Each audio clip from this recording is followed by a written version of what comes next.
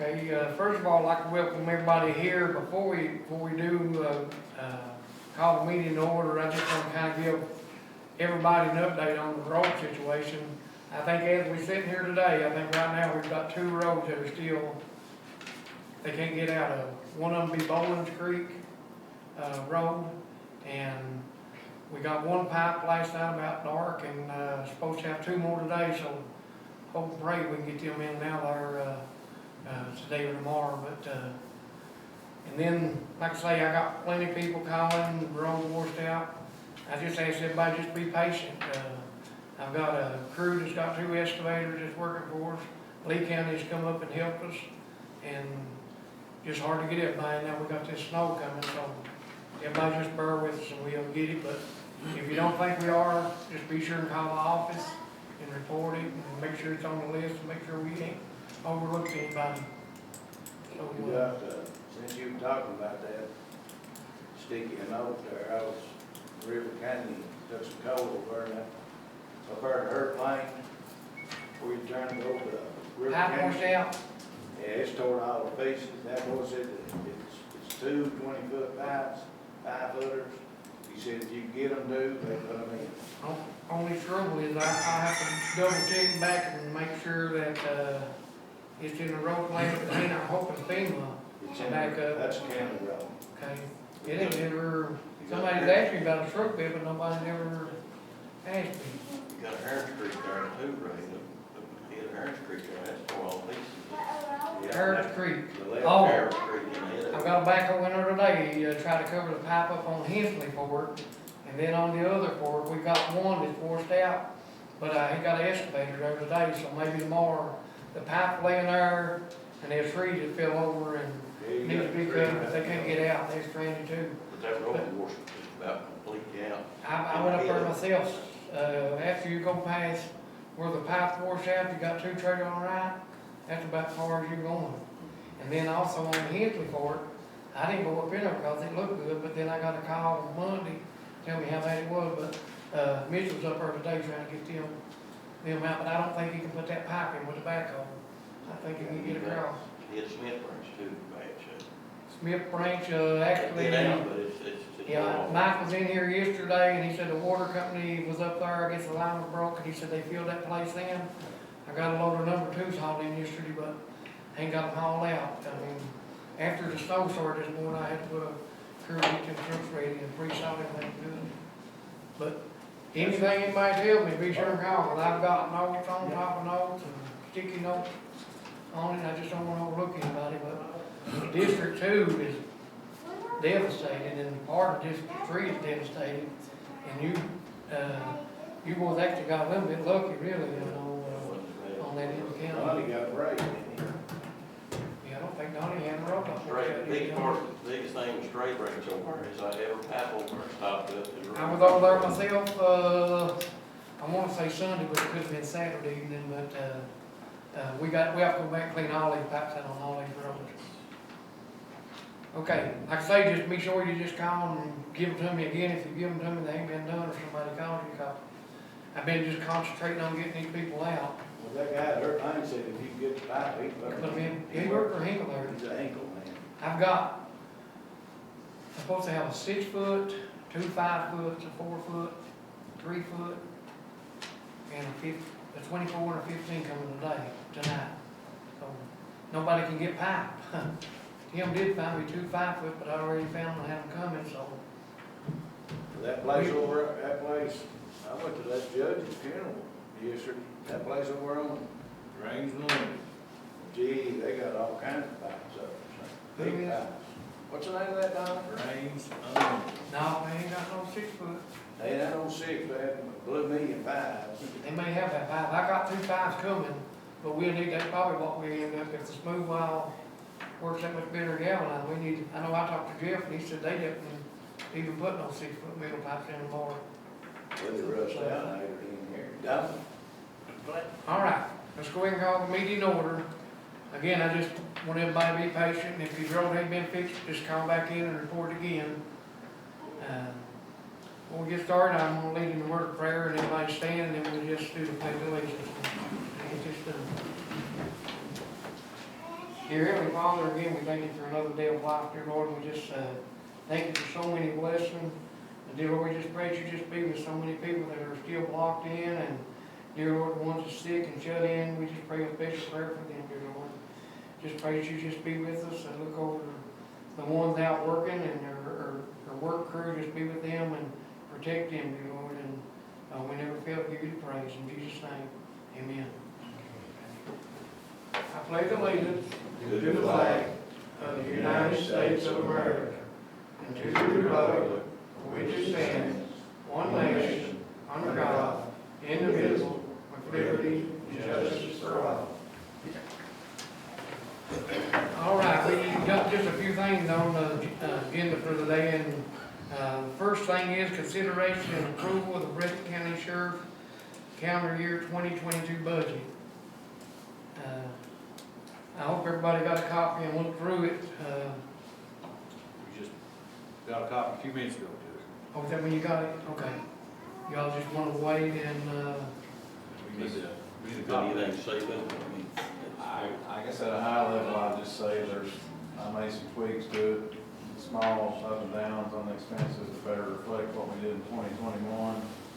I think if you look at it from a summary level, you'll see that it's $24,000 more than it was in 2021. And I can pretty much pinpoint that over $20,000 of that is specifically AOC worker related. How much increase did you get, 20,000, you say? 20,000. 24, ain't it? 24 something? The overall budget increase is 24, and like 2021 of that, I guess, is AOC. And the 2022 budget just shows us being fully staffed AOC with 8 workers, and that money is reimbursed from Franklin, so, So what, was around 60 last year? yeah, now it's 80. Yeah. So, Do you have a sheet on the annual order of the deputies' salaries and? no, not from this meeting, though. It is in our October, and that's where the biggest majority, there was a couple more Yeah. different things, but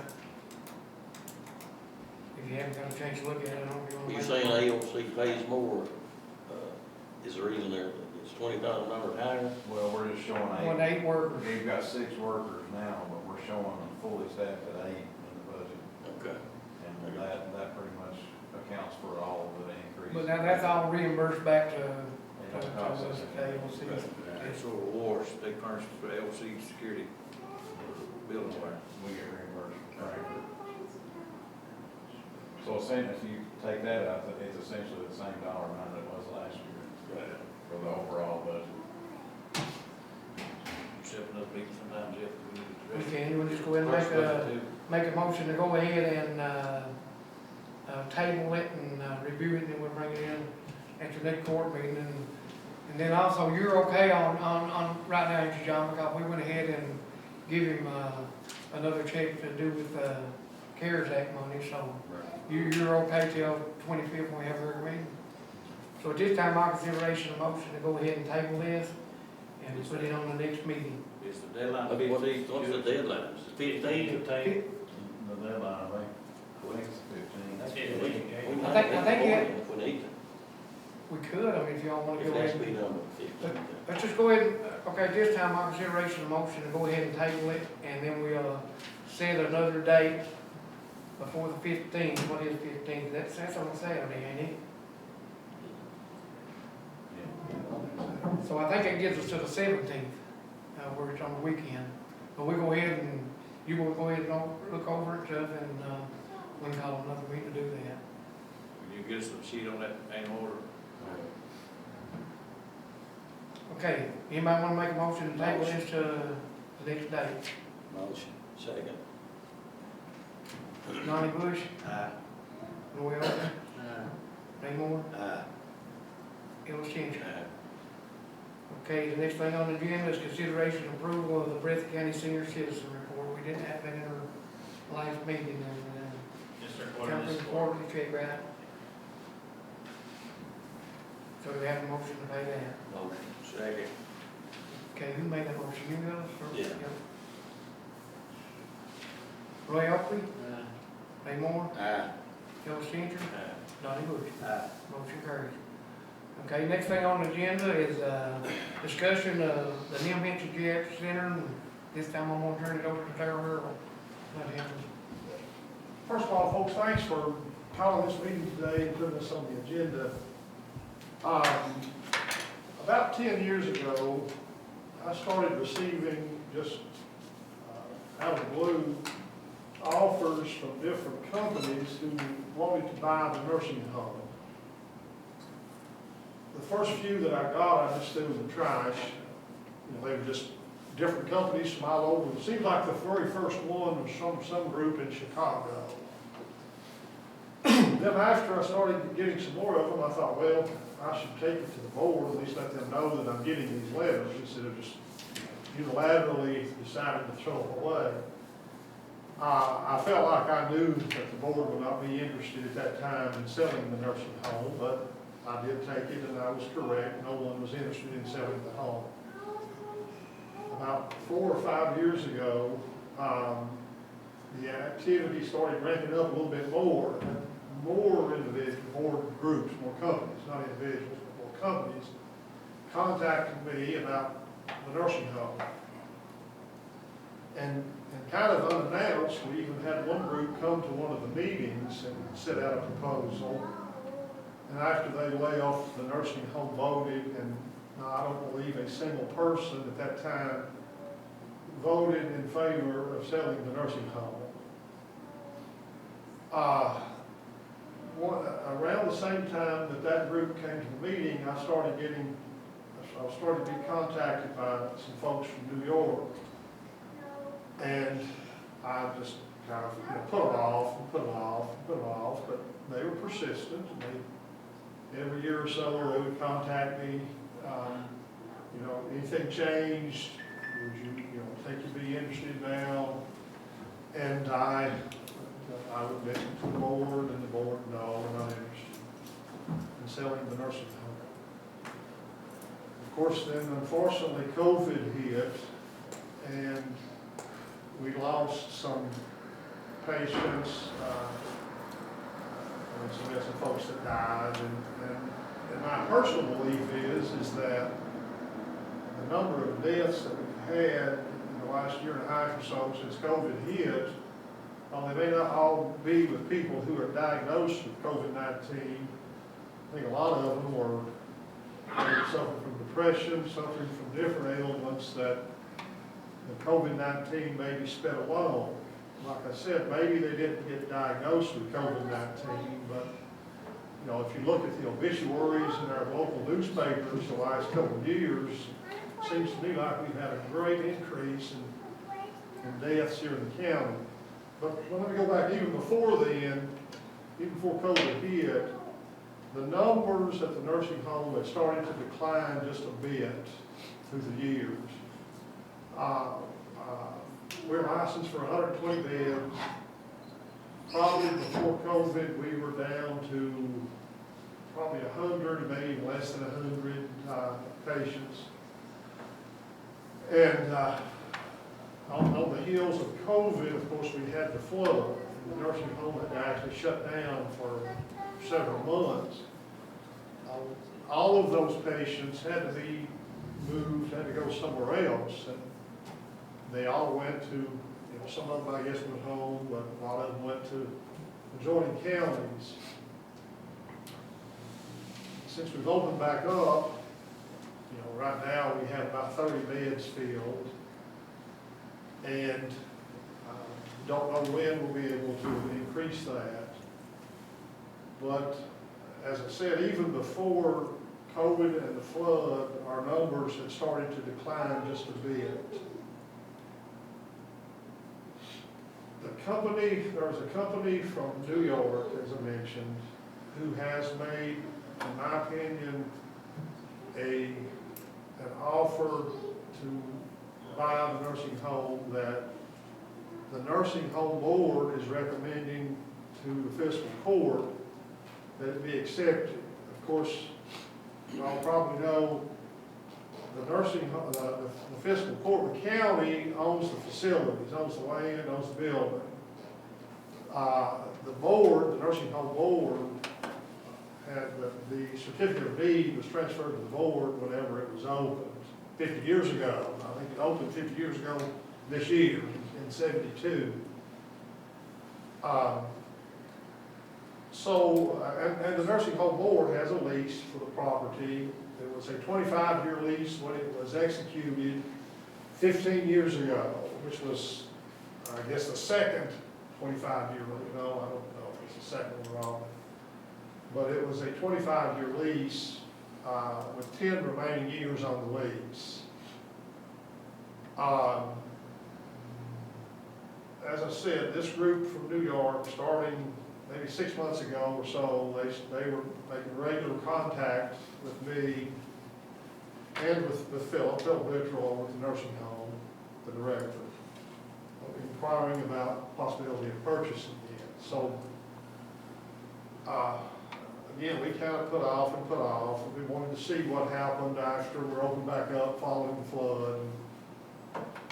And now we've been open some time, and we kind of see where we are.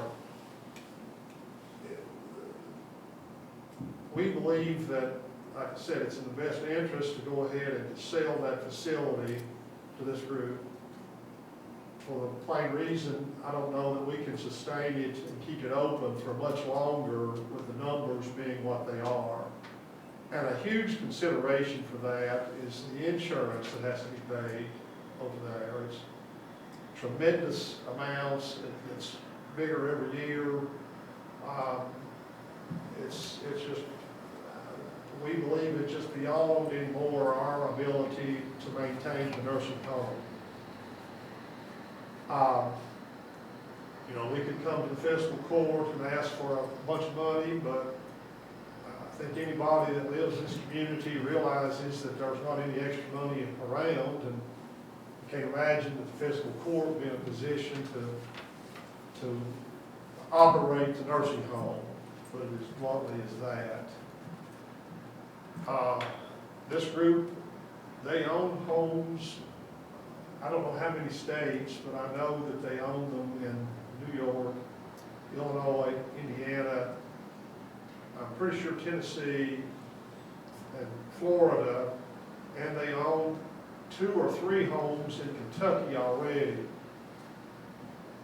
I think within the last year it's been, I know it's been recently, the last year and a half, they bought the nursing home in Danville, which was the exact same number of beds we have, 120 beds. They paid $3.2 million for that home down there. And it's my understanding that everybody has been really satisfied with this group after they came in. There's not been any issues. And they're running and maintaining the home there in Danville. But this group has offered us $4.3 million for the home. And they're obligating themselves contractually to spend at least $700,000 to make the nursing home maybe a little more plush, a little more physically attractive, with the design being to obviously increase the patients that are there and get it up to full capacity. Of course, this group is a for-profit corporation. You know, they're doing this to make money, and they feel like that eventually they can make money on it.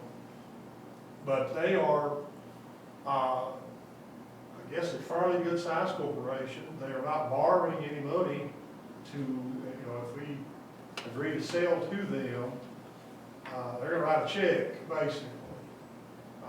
They said they got to have some paperwork they'll need to submit and need to review.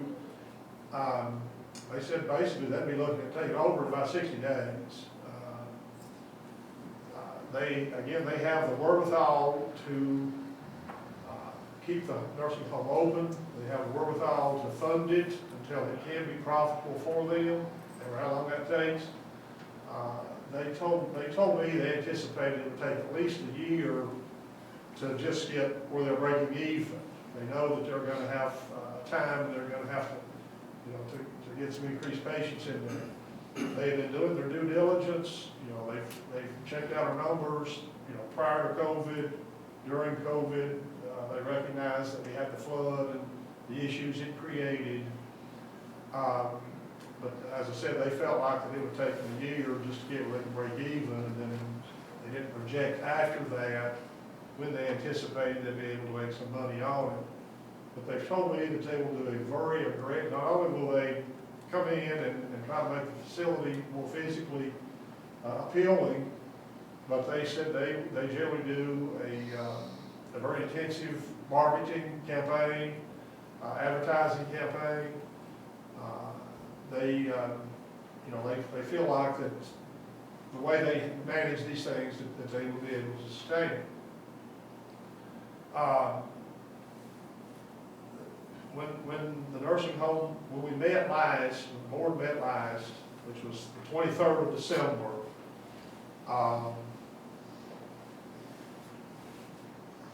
Philip said that at that time that, we'd be looking, that it would be a struggle for us to keep the nursing home open a matter of months.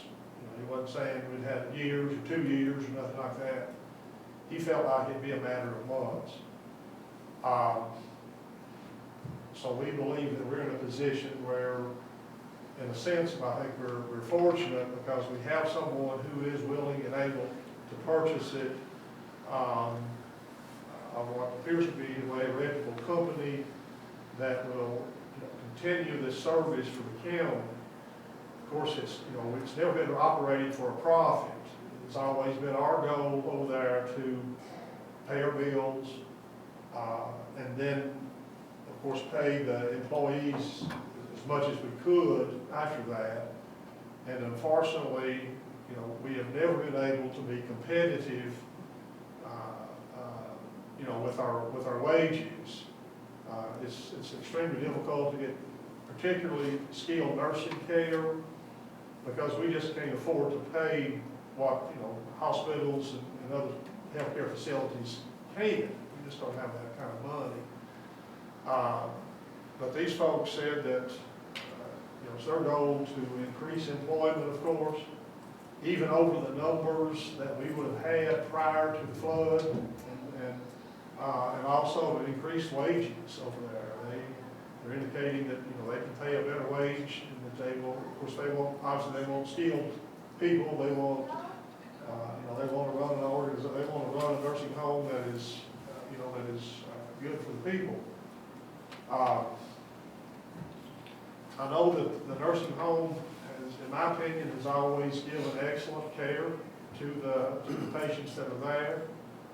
I know I've heard people talking within the medical field who had no knowledge of any involvement that I had in the nursing home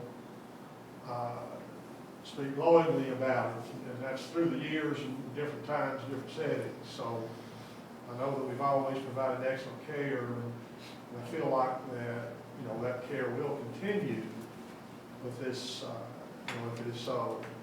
It's just simply, at this point in time, a matter of economics. But for the financial situation being what it is, I don't think our board would ever be coming in and making this recommendation. But that's unfortunately where we find ourselves, and that's why we're here today. Again, based on, some other, these facilities, some of the research that we've done, we feel like that is an extremely good price for the home.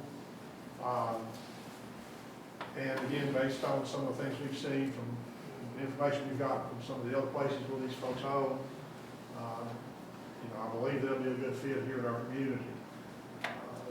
It's their intention, their stated intention. Obviously, if this goes through, then they're the owner, they'll do whatever they want to do, but it's their stated intention anyway, to keep absolutely every person that we have right now employed, hire folks, and then offer a better wage to those that are working over there. So, that's my 10-minute pitch, I guess. I'd be glad to entertain any questions that any of you have. So they were discussing involving the current employees on their status where they keep them. I guess we left up to the new company. It would be left up to them, but when the fellow that I've been talking to, they've got one point person, and he and I have been talking, we've been talking for 4 years. And when I say I've been talking here 4 years, it's until the last 6 months, it's just been him pursuing us, well, are you all willing to sell, or has anything changed, we're still here. If you ever change your mind, let us know, But when we started talking real seriously, which has been the last 3 or 4 months, he asked me, he said, what would be your concerns, if this goes through? I said, well, the first concern I'm gonna have is that the level of care, remains where it is, which I feel has been excellent. And then I said, the second concern for me personally after that is, the current employees, that we keep every single one of them. And he, the fellow kind of even laughed, when I told him that, he said, since COVID is here, Lucky to have. you're lucky to have the employees you've got. That's basically what he said. He said, it's not a matter of us going in and telling people to hit the door. It's, he said, because we got to replace those people if we do, and nationally, that's a problem. I mean, look at the airline industry, how many thousands of flights have been canceled just through the holiday season, because they couldn't staff airlines. And I understand that's a different skill level than what we're talking about here, but that's just one example of what's going on. Unfortunately in our country, the number of restaurants that have to close because they don't have, or maintain different hours, reduced hours or reduced days, and it's that way, unfortunately, it's that nationally, I think. There's employees that working over a long time, years and years. And they, and like I said, we, well, again, the point person has told me that, they're satisfied with the way it is, because Nobody knows any better than you, being the chairman of the board over there, and the board, whether this should be done or not. You know what I'm saying? And being offered that kind of money, I think we're lucky to. well, I tell you, I think that we're lucky, I agree, 100%. I think we're extremely lucky because, like I said, the economics being what they are, we can hang on for a matter of some months, but if there wasn't someone out there interested, and as I said, I think that's in my opinion anyway, that is, we will do well with that price if they. And the way times is, you got to invest money to make money, and if you don't, sooner or later, you're gonna fail them with them investing, what'd you say, $700,000 to start out with? They're gonna come in, and like I said, they have obligated themselves to doing that. They have sent me a letter of intent, and it basically says, what I've told you, and if the letter of intent is executed, then they will start with the formal documents. Now, here is one thing that the board would, that the board, what we want to do, and it is this, we felt like, of course, the nursing home was open in '72. I think it started in '71. They acquired the property from the Jets in 1971. Of course, Judge Henson was the county judge executive at that time, and the name of the name is the Neil Henson Geriatric Center. We would like a stipulation on any, if you do agree with the board that we should move forward with this, that we require them to maintain that name of, if they want to, add something to it or whatever, but it's the board's position over there that they should keep them, Judge Henson's name as part of it. If they want to change it in some manner, as long as they kept his name involved with it too, that'd be a condition that has to be put on. So. I mean, in my opinion, that this company is willing to invest that kind of money. I mean, you're talking a state-of-the-art facility, and it would be an asset for the people in the county and for the patients and everybody involved. Well, if they're willing to spend that kind of money, I mean. And it's, like I said, I've got them on paper that's able, and that will be part of the contracts. That was part of the letter of intent. To me, it's a no-brainer. Yeah. How long is the balance of the lease? And I guess you guys just be assigning the lease to them? Yeah, the nursing, the lease has 10 more years on it. So, yeah, we would sign, we would sign the lease over, and then at that point in time, they would own it lock, stock, and barrel. They own the certificate of need. They own the certificate of need. The county is still, the county owns the building, so it'd be subject to the lease. Well, no, it's not gonna be a lease, they're gonna buy the building off. But we can't sell the building individually without going through the statute. What do you have to do? Us, like we did with the building, moved the property up on top of the hill there. Have to have it appraised and such. Well, I mean, it's a little bit different. I'll not get into it without doing a little bit more research on it, so put it out there. But, of course, the county is a little bit constrained about how we can actually sell property without going through the statute. Whatever, of course, we'd ask that, we approve it, and then whatever the statute says, and we go through that. And like I said, these folks, They can praise for, putting a praise for that, Let's not get into that. well, I mean, that's, I say just vote to approve it, and then the legalities, they go through the process. Brandon and the rest, honestly, we would have to, all players legal. What do you think, Judge? Yeah, they would have, I mean, when if the physical court votes to do it, I mean, then it's left, oh, we sure, all do negotiate with the county. however it has to work its way through. I think what we could, today, I guess, what the motion would be is to, give them permission to go ahead and pursue,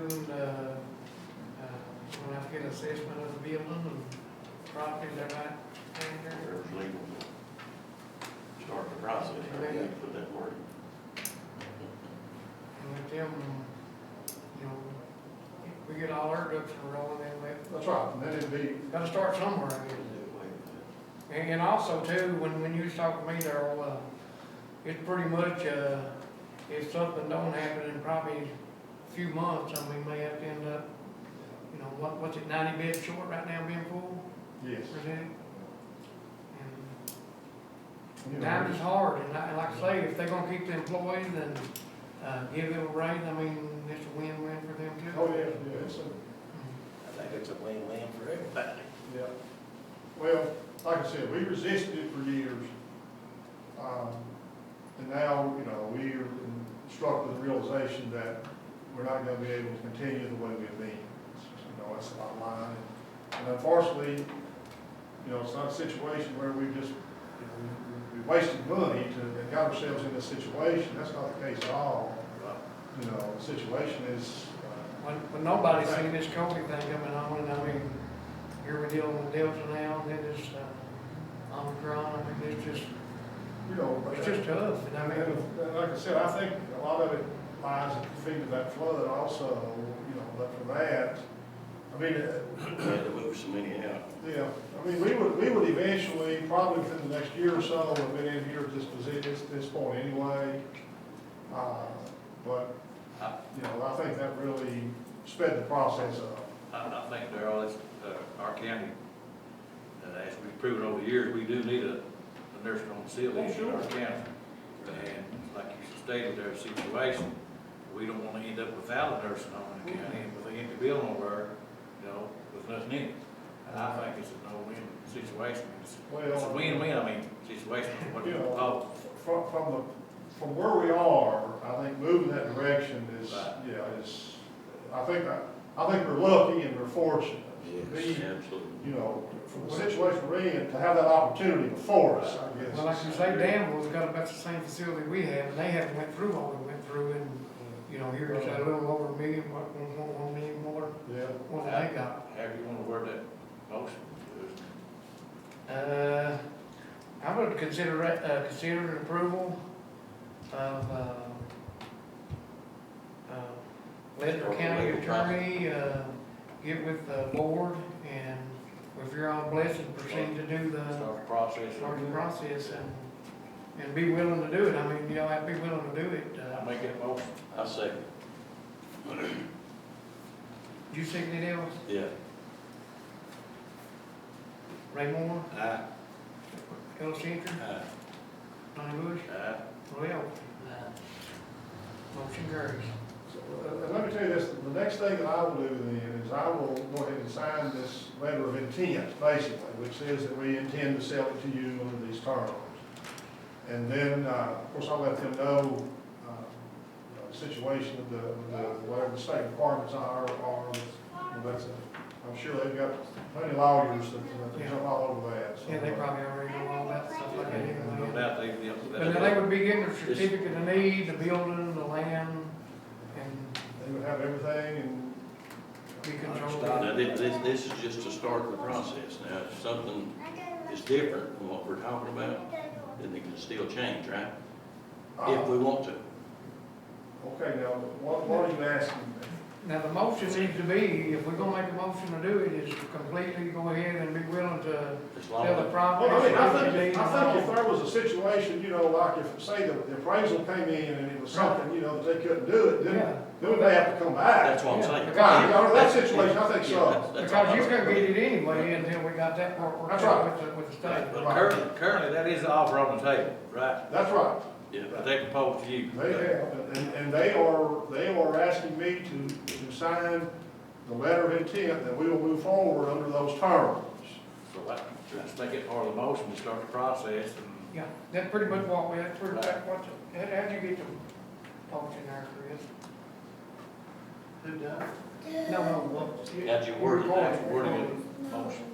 Yeah, we got, I got the county attorney to contact the board and give the property assessment. willing to sell the CON. Finish talking to Durham, see what else he was gonna have to do. Well, it would include the building, the property, and the And then CON. after, And then they have to let Brandon, county attorney, get all the ducks in a row. Guided through the legal process that keeps it in line with the state statutes. You know. Because like I say, we wanted to sell that C-turn, we couldn't put a price on it, sell it, that's go through a bidding process. Right, there's a procedure you gotta go through to make sure that that's followed and. how should this motion read? We need to do some research.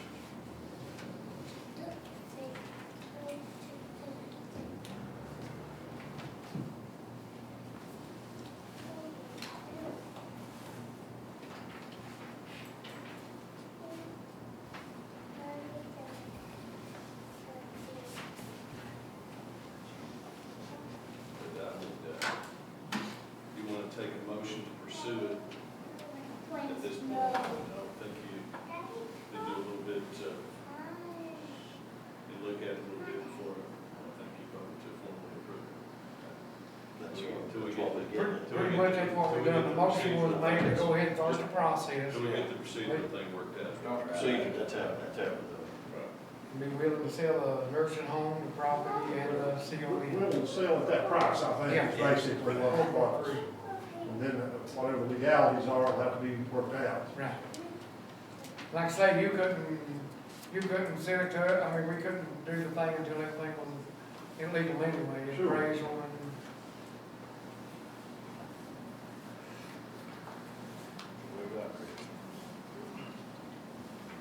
Proof of the county attorney to proceed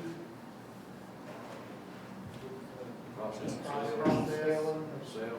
selling, And we're there's still presenting. Then Ethan Geriatric Center.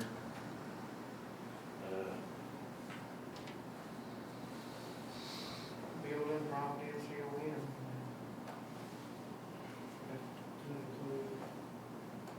Looks like Brandon would have to get They do. everything lined up. Lot, statute. And once they do, they give Darrell the, approval to go ahead and contact them and tell them that. You know, they start submitting your, do their paperwork and start submitting it to State us. process.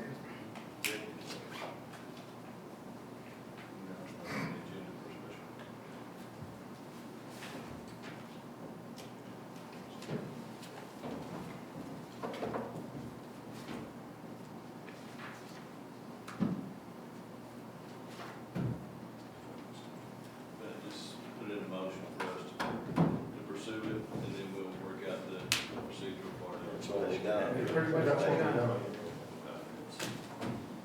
All right, no other questions, motion adjourned. Motion. Second. If it needs a third, I'll third. Ellis Changer, Thank you, Darrell. Ellis Changer, Ellis Ellis Changer, Aye. Donnie Bush, Aye. Roy Oakley, Ray Moore. Aye. All right, y'all be careful going home. Again, if somebody calls you, and you think it's turned in, be sure to call me back.